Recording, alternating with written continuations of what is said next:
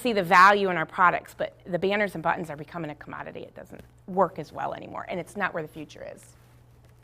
So currently, our revenue of $6 million in the digital realm, 40% of that comes from classified. So that's your Monster, your real estate. 3 years ago, that was 60%. Look at the switch.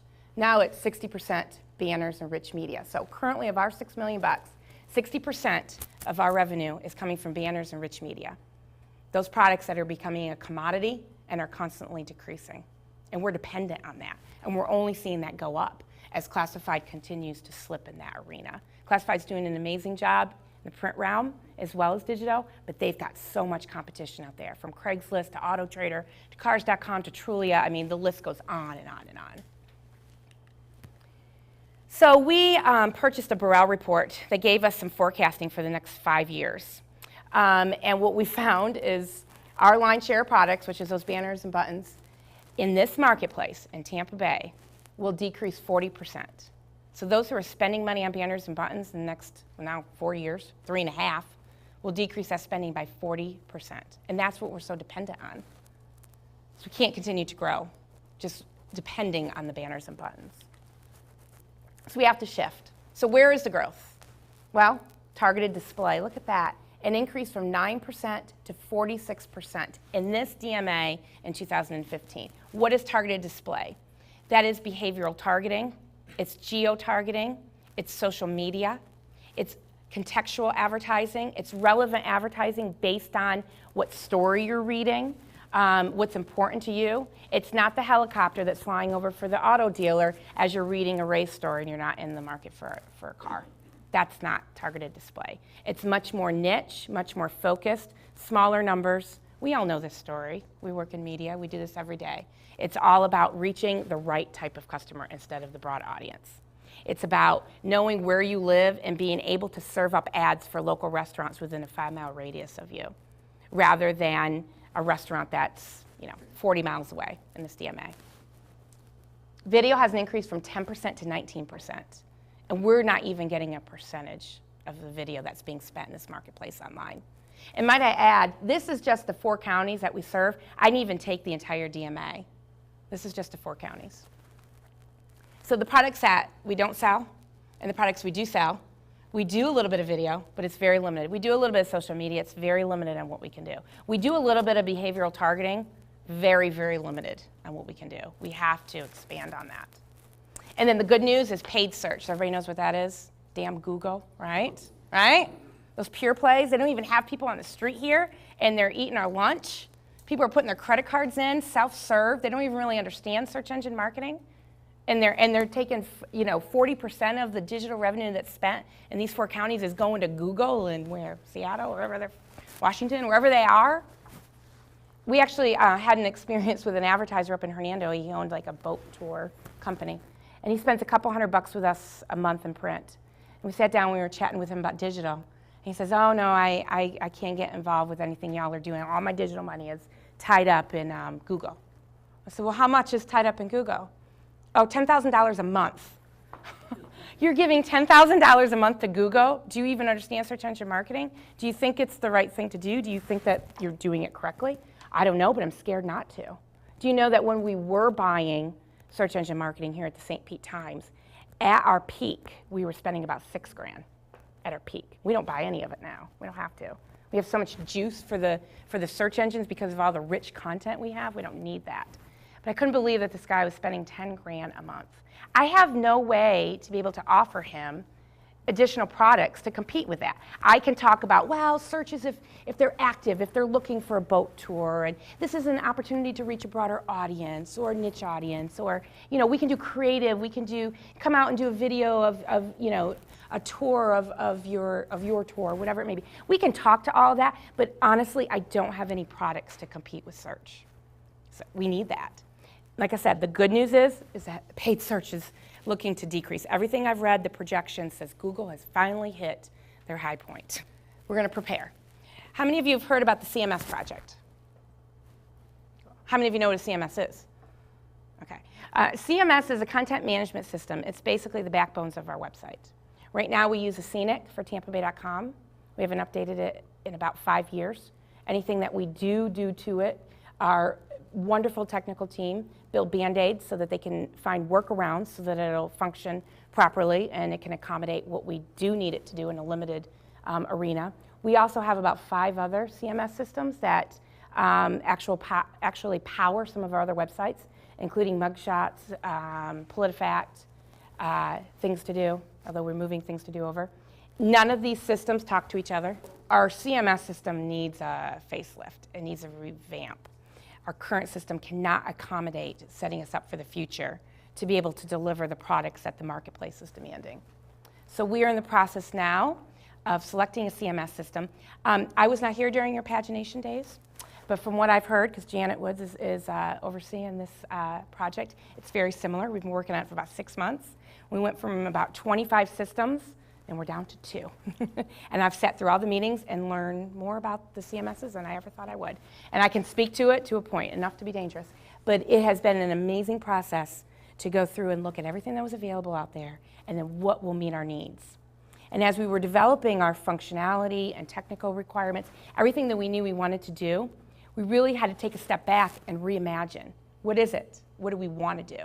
So we had different groups who were spin-offs that concentrated on everything from navigation to user experience to advertising. I led the advertising group, and of course we had a spin-off from that around shopping.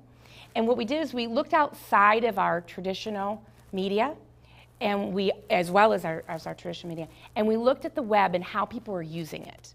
How people are using it from a user standpoint, how advertisers are using it, what we liked, what we didn't like, you know, the Amazon experiences of the world, the Googles of the world, the AOLs, everybody. And we sat down and we just started coming up with, this is what we want to be. We want to be able to do this, and this works, and advertisers are going in this direction. And we just got it all down in one document and decided, okay, this is where we want to go, so let's build the functionality and the requirements around that.